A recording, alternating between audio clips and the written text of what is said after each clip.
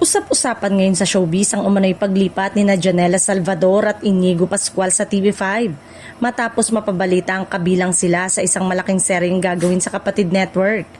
Dahil dito, maraming netizen ang nagtatanong kung tuluyan na nga bang lilisani ng dalawa sa kanilang pinanggalingang network o kung isa lamang itong proyekto sa ilalim ng bagong sistema ng industriya.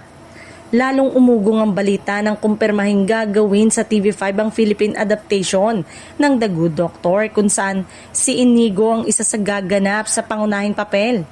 Ayon sa ilang ulat, kabilang din si Janela sa cast. Dahilan para mas lalong umasa ang fans na makikita silang magkasama sa iisang proyekto na kakaiba sa kanilang mga nakasanayang role. Gayunpaman, sa kabila ng ingay ng balitang ito, wala pang inilalabas na opisyal na pahayag ang TV5 ukol sa pagiging exclusive artist ng dalawa. Ngunit sa mga susunod na araw umano ay ipapakilala na ang bagong artist na pamumunuan ni Mr. M sa Kapatid Network.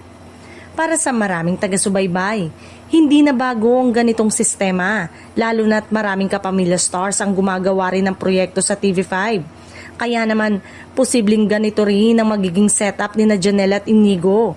Isang kolaborasyon na magbibigay sa kanila ng mas malawak na oportunidad sa kanilang karera.